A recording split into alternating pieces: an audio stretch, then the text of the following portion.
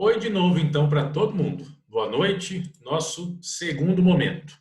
Já está gravando, vamos terminar essa história do facultativo. Então, imagino, se você ficou com alguma dúvida, me avisa, ok? Você sabe disso. Você já sabe que o facultativo é quando a parte escolhe formar litisconsórcio, mas ela poderia não formar litisconsórcio.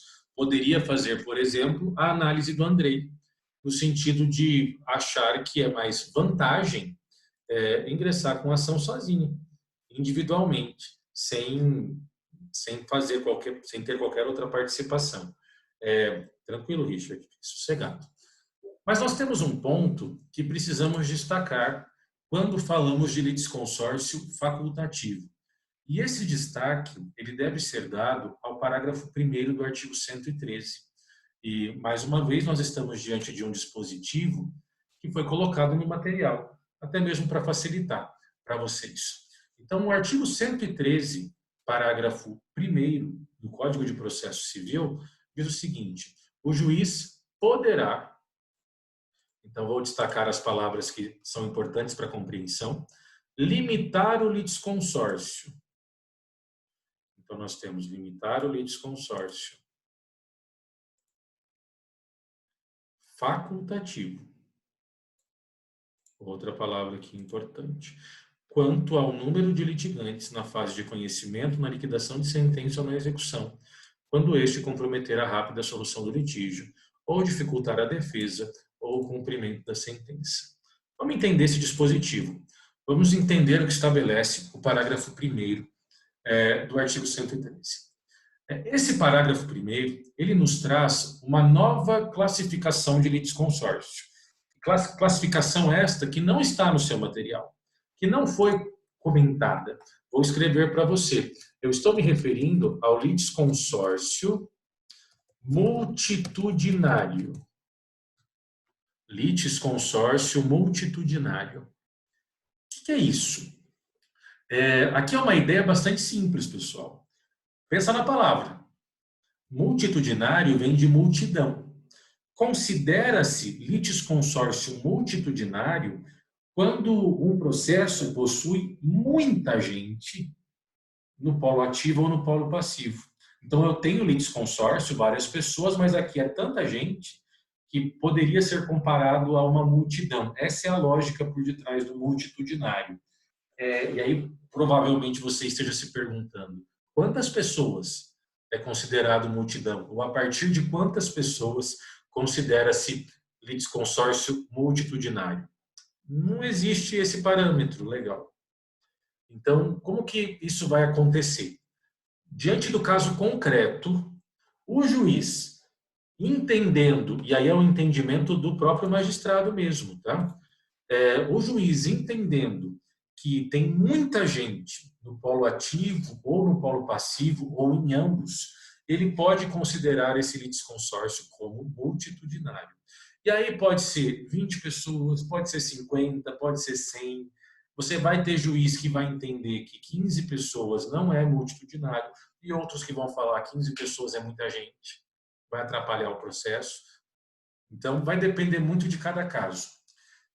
E aí, qual que é a consequência de se considerar o litisconsórcio multitudinário? A consequência é esta do parágrafo 1º do artigo 113. O juiz poderá, isso é importante, não é uma obrigação do juiz. Por mais que haja um litisconsórcio multitudinário, ele só vai fazer isso se ele quiser. Ele não é obrigado a fazer isso. Ele poderá limitar o litisconsórcio facultativo, ou seja, ele só pode fazer o que nós vamos ver daqui a pouco se for facultativo. O que ele pode fazer? Limitar o litisconsórcio. O que eu quero dizer com isso? Então, se é uma ação com 20 autores, e o juiz entende que esses 20 autores é muita gente para conduzir o processo, ele faz a seguinte análise. Esses 20 autores representam um litisconsórcio necessário ou facultativo? Se for facultativo, por isso que eu destaquei com verde ali na tela, se for facultativo, ele pode fracionar esse processo. Então, de um processo, ele pode, por exemplo, desdobrar 4 processos, cada um com 5 autores. Ok? Ah, professor, e se fosse um litisconsórcio necessário? O que o juiz poderia fazer? Nada. Ele só pode fracionar o processo diante de um litisconsórcio multitudinário se for facultativo. Se o litisconsórcio for necessário, jamais. Então, nós vimos que em uma ação de uso capião, nós temos litisconsórcio passivo necessário, porque eu preciso citar todos os confinantes, todos os vizinhos.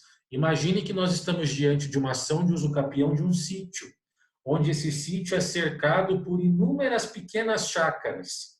E aí nós temos ali 30 pessoas morando em volta do sítio. Esse autor da uso capião vai ingressar contra o proprietário que consta na matrícula do sítio, no registro, e também os 30 vizinhos. O que claramente poderia ser considerado um multitudinário. É muita gente. O juiz pode fracionar o processo? Não. Por quê? Porque é necessário. Se for necessário, ainda que tenha 200 pessoas no polo ativo ou passivo, não pode ser fracionado. Só pode haver fracionamento se for litisconsórcio facultativo. E aí, talvez você esteja se questionando, né? Para que vai fazer isso, fracionar?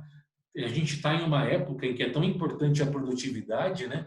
E aí o juiz que tem um processo só vai transformar esse processo em 3, 4, 5, 6, 10 processos para aumentar a quantidade de processos sob a sua supervisão e responsabilidade. Qual é o ponto, pessoal? Nós não podemos nos esquecer que cada parte pode eventualmente ser ouvida. Além disso, as partes também podem indicar testemunhas, o que a gente chama, ou nós podemos utilizar o termo técnico, né, arrolar testemunhas. Se eu tenho 20 autores ou 20 réus, imagine uma audiência de instrução para ouvir todo mundo. Isso pode tornar o andamento processual extremamente truncado, extremamente travado. Então, acaba sendo uma situação bastante difícil na condução desse processo. Imagine que eu tenho uma ação contra 20 réus. Se for uma ação com 20 autores, necessariamente os 20 autores terão um advogado, porque senão não seria litisconsórcio ativo nesse caso. Agora, eu tenho uma ação, independente de quantos autores, contra 20 réus. Essas pessoas serão citadas individualmente. Cada um pode constituir um advogado. Aí imagine você que cada réu contratou um advogado diferente. Aí eu tenho 20 contestações. Se houver uma sentença desfavorável, eu posso ter 20 recursos. Para pensar como esse processo pode ser um porre para ser analisado, para ser conduzido. Então, aí você imagina uma audiência. Não cabe, porque as nossas salas de audiência não têm estrutura para isso. Então, eu já vi uma ação que havia uma infinidade de autores e a audiência foi na sala do júri. Porque não tinha como enfiar todo mundo. Nas salas de audiência que nós temos, não sei se você já foi em alguma audiência, mas aquela ideia que a gente vê em filme e muitas vezes, inclusive em novela, ela é extremamente mentirosa. As nossas salas de audiência dos fóruns são minúsculas. Então, uma mesa em T, e um senta na frente do outro, vai ter ali o quê? No muito, umas 4 cadeiras de cada lado. E no mais, se precisar, vai buscar nas outras salas. Agora, imagina se eu tenho 20 réus. Então, nós temos situações em que pode ficar inviabilizado. Por isso, existe essa possibilidade do juiz fracionar o processo. Transformar um processo que inicialmente era um só em vários, da maneira como ele entender que é pertinente, que é adequado. O que é muito importante você compreender aqui? E isso realmente é fundamental, pessoal. Tomem muito cuidado com esse tipo de afirmação. O juiz pode fracionar, pode dividir o processo quando houver multiplicidade de pessoas que inviabilizem? Resposta: só pode se for litisconsórcio facultativo. É muito importante você responder de maneira completa. Falar que pode não indica que a questão está correta. Então nós precisamos abordar a totalidade. O parágrafo 1º ele é bastante claro ao dispor que é só o facultativo que permite essa limitação ou esse fracionamento. Tudo bem? Entendeu o litisconsórcio facultativo? Entendeu essa questão do litisconsórcio multitudinário? Alguma dúvida a respeito disso? Não. Isso mesmo. Obrigado. Última classificação que isso nós vimos ontem, só uma passada rápida para fechar isso aqui. Quanto aos efeitos da sentença, classificação importantíssima. Ele pode ser unitário ou pode ser comum. Não unitário, simples ou comum. Nós temos o artigo 116. E olha o que ele diz. O litisconsórcio será unitário quando, pela natureza da relação jurídica, o juiz tiver de decidir o mérito de modo uniforme para todos os litisconsortes. Perceba mais uma vez e vamos destacar. O juiz tiver de decidir o mérito. Aqui não é o juiz poderá decidir o mérito. No caso do litisconsórcio unitário, o juiz obrigatoriamente decidirá igual para todo mundo. Não é uma faculdade. Falamos sobre isso. Ação de nulidade de casamento. Não tem como o casamento ser válido para um e nulo para outro. É uma ação tipicamente unitária. Tipicamente unitária. Porque a consequência para os réus obrigatoriamente será a mesma. Bom, ação de dissolução de sociedade. Ou vai dissolver a sociedade ou não vai. Não tem como eu deixar de ser sócio de um dos sócios e permanecer sócio do outro. Isso não vai acontecer. Então, também é um litisconsórcio unitário. Quando a gente pensa em não unitário, no litisconsórcio não unitário, também chamado de simples ou comum, a decisão não necessariamente será a mesma para os litisconsortes. E por que eu indiquei no material e escrevi exatamente dessa forma? Não necessariamente será a mesma. Porque se eu tivesse colocado que no litisconsórcio simples ou comum a decisão não será a mesma para os litisconsortes, aí você, ao ver uma sentença que é igual, onde ele condena todos os réus a pagar o mesmo valor, você já ia olhar e falar, nossa, é unitário. E não é assim. Porque o fato da sentença ser igual para todo mundo não significa que é um litisconsórcio unitário. Só será unitário se obrigatoriamente for igual, se a única possibilidade de decisão for tratar igualmente todos os litisconsortes. Agora, a sentença foi igual para os litisconsortes, mas havia uma possibilidade de ter sido diferente. Já torna o litisconsórcio simples. Então, vamos pensar em uma situação que pode acontecer. Coloquei até esse exemplo para você. Um acidente de trânsito em que o motorista não é o proprietário. Então, vamos imaginar uma situação em que você empresta o seu veículo e aí a pessoa sai dirigindo o seu veículo e se envolve em uma batida. É de praxe que o indivíduo que se sente lesado ingresse com uma ação contra o motorista, que vai estar indicado no boletim de ocorrência, e também contra o proprietário, formando um litisconsórcio passivo. Bom, o que a gente tem que pensar? O juiz, ao fixar a indenização, ele vai analisar a responsabilidade do motorista e também analisará a responsabilidade do proprietário. Nesse caso, o juiz pode decidir igualmente, dizendo que os dois têm que pagar determinado valor? Pode. Mas ele pode decidir de maneira diferente? Pode também. O juiz pode entender que quando a gente empresta um veículo, existe uma relação de confiança e é claro que eu tenho uma certa responsabilidade por quem eu elejo para dirigir o meu veículo, mas isso também jamais autorizou o motorista a sair andando em alta velocidade e furando o sinal vermelho. Então, ele acaba sendo mais responsável pelo acidente do que eu, proprietário. E aí pode acontecer do juiz estabelecer um valor menor para o dono do veículo e um valor maior para o motorista. Isso é perfeitamente possível. Ou em uma outra situação em que, por exemplo, não houve o empréstimo do carro, a pessoa, por ter um certo acesso à casa, uma pessoa de confiança, porventura, entrou na sua casa, pegou a chave do seu carro que estava lá na mesa, porque em outros momentos você já tinha emprestado, e naquele momento você não estava lá e saiu com o seu carro. Pensa que o seu cunhado fez isso, o seu irmão, seu tio, a sua avó, algum parente que possa ter uma liberdade maior para fazer isso. Você nem sabia que o carro tinha sido pego por outra pessoa. Essa pessoa bate o carro. Qual é a sua responsabilidade? Normalmente nenhuma. Em que você contribuiu? Ah, porque eu deixei a chave em cima da mesa. Bom, na minha casa, o carro está na minha casa, eu deixo a chave onde eu quiser. Agora vão me responsabilizar por onde eu coloco a chave do carro, isso não tem o menor sentido.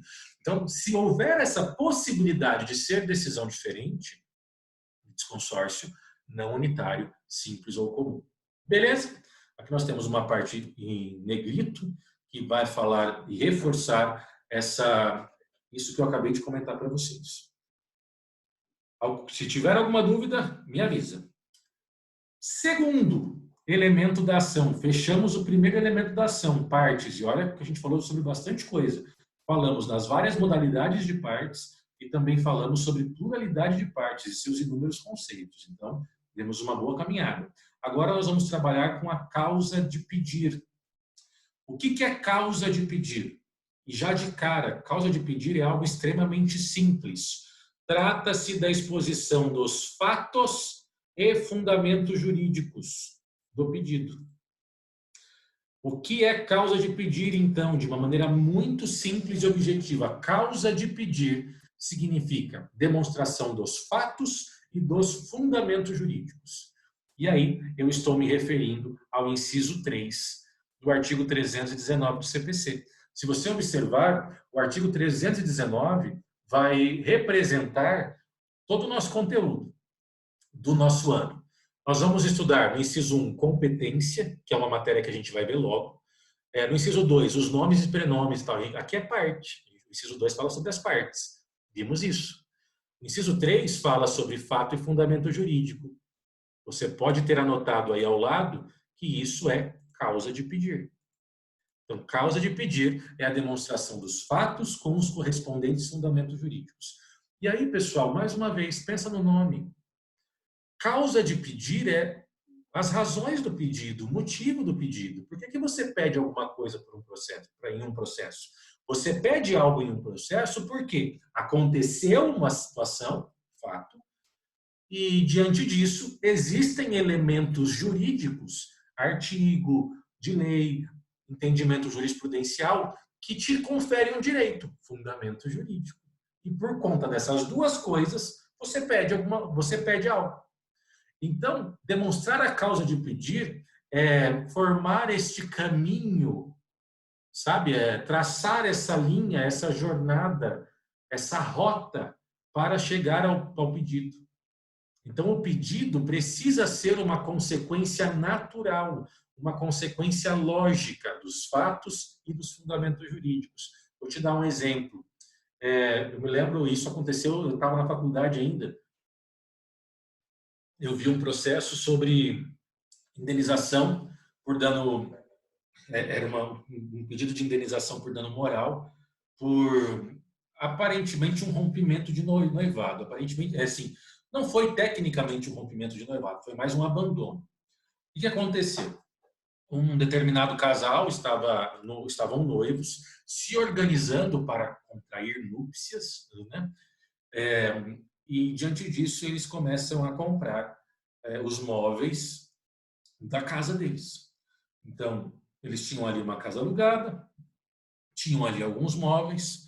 Esse rapaz, o noivo, morava com os seus pais, mas já de antemão, para facilitar a vida, acaba sendo muito comum, né? Ele alugou a casa um pouco antes do casamento acontecer, para segurar a casa. A sua noiva, que não era da cidade, já foi ali morar na casa. Ele passava alguns dias lá com ela, mas tinha sua residência fixa na casa dos seus pais. Eles começaram a mobiliar toda a casa. E de uma maneira muito interessante, o aluguel era no nome do noivo e todas as compras feitas na Casas Bahia, essas lojas de departamentos, sabe? Todas compradas em nome dele. E aí comprou TV, geladeira, enfim, mobiliou a casa. Até que um dia a casa amanheceu vazia e a noiva não estava mais nela. Ela simplesmente enfiou as coisas num caminhão e foi embora. E ele ficou sem a noiva, sem os móveis com a casa e com as dívidas. E depois ele acabou encontrando onde ele estava e ingressou com uma ação de indenização. Qual é o ponto? O advogado contratado colocou a parte certinho, ele contra ela, tá tudo certo.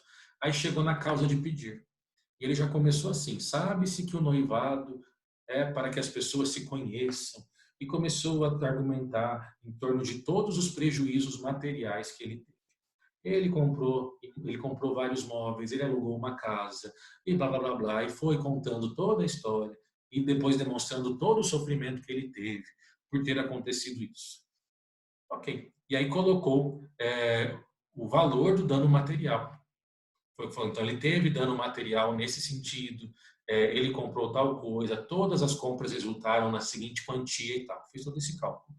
Quando chegou no pedido, em que ele diz o seguinte: diante disso, pede-se que Vossa Excelência condene a ré ao pagamento de danos morais em favor do autor.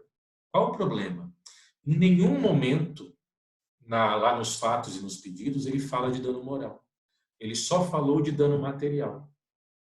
Então, tudo o que ele colocou ali como argumento, como artigo de lei, como entendimento jurisprudencial, tudo tinha relação com dano material. Aí ele chegou no final, no pedido, e pediu dano moral. Ou seja, o pedido não foi uma consequência lógica da causa de pedir. Isso é um problema. O juiz manda emendar a inicial, tem que corrigir. Isso pode, inclusive, gerar extinção do processo, porque o pedido não decorre logicamente dos fatos narrados na petição inicial. Isso é um problema grave da petição.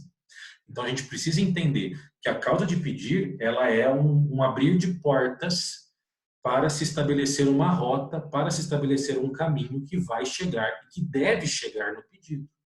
Porque o juiz, quando ler o seu pedido, ele precisa entender o pedido como algo óbvio. Ou seja, você foi tão competente na sua causa de pedir, em contar a história e costurar essa história com argumentos, com artigos e tal, que ele já sabia o que você queria antes de chegar no pedido. Então, nós precisamos entender que causa de pedir é construir esse caminho, demonstrar fatos e fundamentos jurídicos. É muito importante nós termos essa compreensão da causa de pedido. E é só isso, é muito simples mesmo. Uma pergunta que muitas vezes se faz: eu coloco junto fatos e fundamentos jurídicos em uma petição, ou eu coloco separado? Primeiro eu coloco dos fatos, aí depois escrevo toda a história, depois eu coloco dos fundamentos jurídicos, o que alguns vão chamar de do direito. Isso é uma questão de estilo. Não está errado fazer de uma ou de outra forma. Cada um faz de um jeito, da maneira que você acha mais fácil. Para quem não está acostumado com a escrita, fazer junto fatos e fundamentos jurídicos pode ser mais fácil. Porque nem sempre é simples separar fato de fundamento. Vai parecer que você está repetindo a história. E a ideia não é que a sua petição seja algo insuportável de ler, um porre, cansativo. Porque o juiz já tem uma pancada de coisa para ler. Se a sua escrita for um porre, é que ele não vai ler mesmo aquilo que você escreveu. Então, é importante dar uma certa dinâmica na escrita para que ele se sinta interessado em ler aquilo. Então, se a pessoa não está acostumada a fazer junto, é mais fácil. Mas se a pessoa acha bonito fazer separado, fica naturalmente uma petição maior, né? E tem gente que gosta de petição grande, o que é uma bobagem, mas tem gente que gosta, faz separado. A dica que eu dou para vocês é, no exame de ordem, não separem. Ok? Isso é uma dica, você não precisa seguir. E a explicação é muito simples. Você tem limitação de linhas para a sua peça. Se você separa, a sua peça vai ficar maior. E é muito comum que você tenha dificuldade para fazer a sua peça caber dentro do limite que é permitido, sabe? Então, é um cuidado importante que se tem sobre isso. Então, a minha dica é que, se cair, por exemplo, uma petição inicial ou uma contestação fica mais difícil fazer isso, mas uma petição inicial na sua peça na OAB, faça junto, dentro daquilo que for possível. Claro que tem algumas peças muito específicas que o certo é separar, mas isso vocês vão estudar. Estou falando como regra geral, de uma maneira genérica. Última definição que nós temos sobre a causa de pedir, e aí vocês já verificaram o quão simples é essa parte, né, esse conteúdo, é essa circunstância que nós chamamos de causa de pedir remota e causa de pedir próxima. A gente observa, não é comum isso ser usado em petição, tá? Mas às vezes você pode, e isso demonstra conhecimento, quando você for falar dos fatos, em vez de você falar fatos, por exemplo, na contestação, você vai contestar o pedido do autor.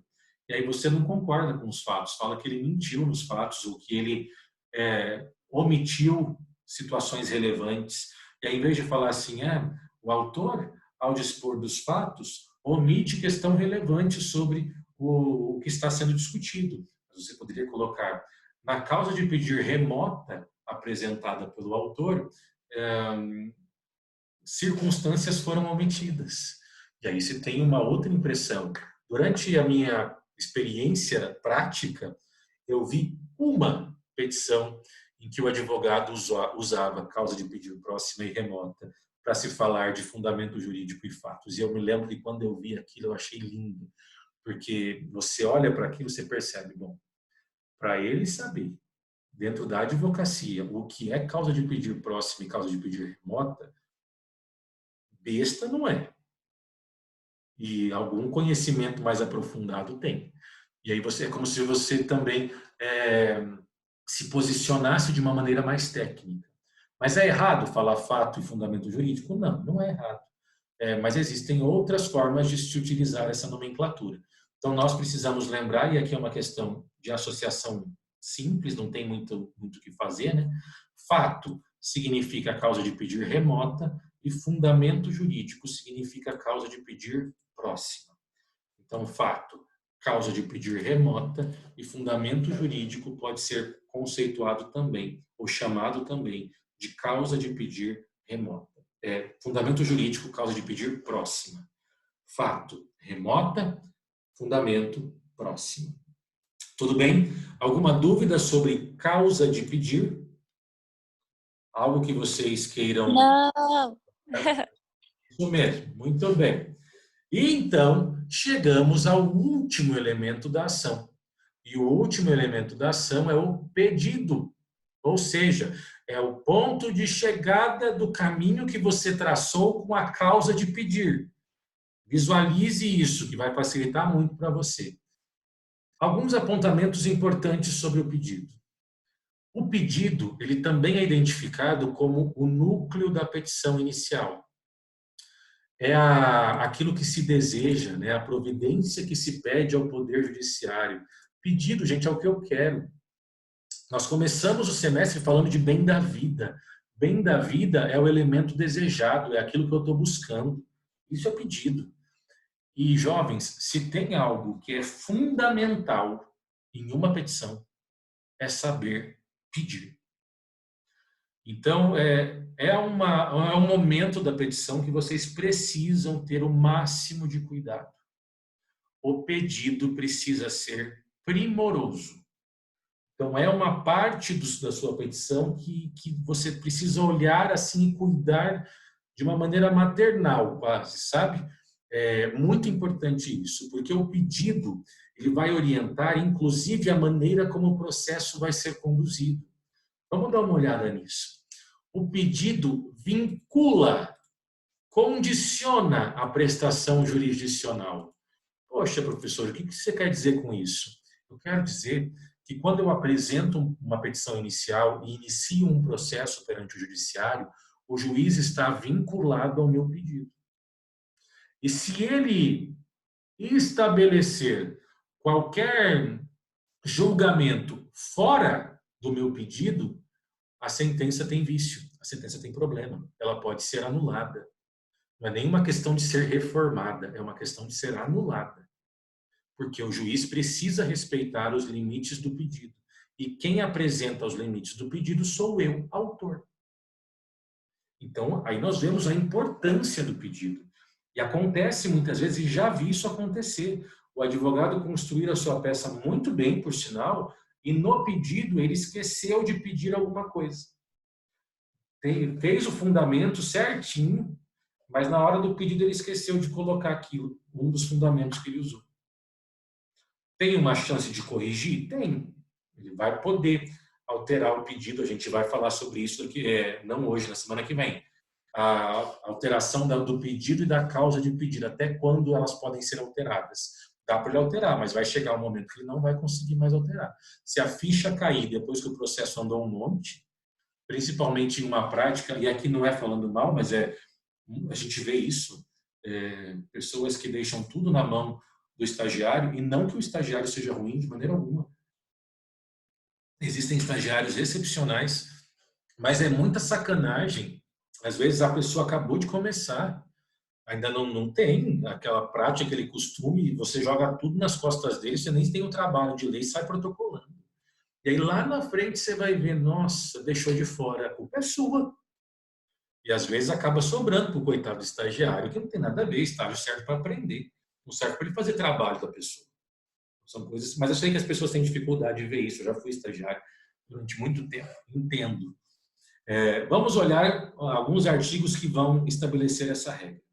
O juiz decidirá o mérito, artigo 141 do Código de Processo Civil. Ele decidirá o mérito nos limites propostos pelas partes. E as partes estabelecem esses limites, pessoal, no pedido. Sendo-lhe vedado, perceba, conhecer de questões não suscitadas, a cujo respeito a lei exige iniciativa da parte. O juiz está limitado ao pedido, sendo que ele é proibido de falar, de tratar, de julgar questões que não foram apresentadas ou que se apresentam fora daquele pedido. Quando a gente tem uma sentença problemática, quando o juiz não respeita o pedido, daí se desdobram 3 tipos de sentença. Essa classificação que a gente vai ver agora, ela é uma classificação de sentenças problemáticas, de sentenças com vício, certo? Nós temos aqui alguns exemplos, né? Quais são os tipos de sentenças viciadas? É o que a gente chama de sentença ultra petita, sentença extra petita ou sentença infrapetita. Essa infrapetita você pode encontrar nos livros ou na doutrina, na jurisprudência, como sintra, com C, sintrapetita. Sintrapetita e infrapetita é a mesma coisa, tá? É uma questão de nomenclatura. Vamos entender. O que é uma sentença ultrapetita? Ultrapetita. Sentença ultrapetita, e eu vou te dar as dicas nas palavras, é uma sentença que ultrapassa os limites do pedido. De novo, sentença ultrapetita é uma sentença que ultrapassa. Ultrapetita, ultrapassa, para associar os limites do pedido. Ou seja, o autor pediu que o réu fosse condenado a pagar 10 mil reais. O juiz achou pela cabeça dele que 10 mil é pouco. Condenou o réu a pagar 20. Ele pode fazer isso? Não. Quando se faz um pedido, o pedido estabelece o teto máximo da condenação. O juiz não pode ultrapassar esse limite. Isso é uma sentença ultrapetita. Então, sentença ultrapetita, o juiz analisa o pedido, mas ele dá mais. Ele ultrapassa os limites do próprio pedido. Isso é ultrapetita. O que é uma sentença extrapetita? Sentença extrapetita é a que concede pedido estranho ao que foi realizado. Extra, estranho. Eu sei que estranho não tem X, mas pensa no som, na fonética, tá? Sentença extrapetita é aquela que concede pedido estranho ao que foi formulado ou aos que foram formulados. Então, em uma ação em que a parte pediu somente dano material, e o autor só pediu dano material, o juiz achou que tem dano moral e condenou o réu a pagar dano material e dano moral. Isso é sentença extrapetita, porque o juiz concedeu o pedido não formulado. Nossa, professor, mas parece a ultrapetita, eu não entendi a diferença. Galera, é o seguinte, na ultrapetita, O juiz dá exatamente o que a parte está pedindo, só que ele passa do limite. Então, a parte pediu 10 mil, ele deu 15, ele deu 20. Então, ele cumpriu o pedido, ela pediu dinheiro, ele deu dinheiro, mas ele deu mais. Na extra petita, ele deu algo que não foi pedido. Então, não é uma situação de ultrapassar o limite, é uma situação de dar aquilo que a parte não pediu. Por isso, extra petita. Ele concedeu o pedido estranho. E, por fim, para a gente finalizar a nossa conversa de hoje, sentença infra ou sintra petita. E aqui é fundamental, porque todo mundo erra isso. E por mais que eu fale, as pessoas não lembram. Sentença infra petita é sentença omissa. Qual é o erro comum que nós temos aqui? As pessoas acham que sentença infra petita é quando o juiz dá menos do que foi pedido. Ele pode dar menos do que foi pedido. Eu pedi 10 mil. Ele pode me dar 1, 2, 3, 4, 5, 6, 7, 8, 9, 10 e pode não me dar nada. O importante é analisar o pedido. Sentença infra petita é quando eu tenho omissão. Então, eu pedi dano moral, dano material e dano estético. O juiz concedeu dano moral e dano material. E ele não se pronunciou sobre o dano estético. Não é que ele julgou improcedente. Ele simplesmente esqueceu de falar do dano estético. Isso é uma omissão. Quando eu tenho omissão, eu tenho uma sentença infrapetita. No caso da omissão, isso não gera nulidade, porque o juiz vai ter a oportunidade de corrigir. A gente vai falar sobre isso. Na semana que vem, tenho menos de 1 minuto e serei derrubado a qualquer momento. Pessoal, muito obrigado pela presença de todos. Caso você não tenha entendido alguma coisa, me manda pergunta, não tem o menor problema, e a gente retoma a partir daí a nossa próxima aula na semana que vem, tá bom? Boa noite, prof. Com Deus, até mais, gente. Tchau, tchau. Boa noite. Tchau. Tchau, tchau. Tchau.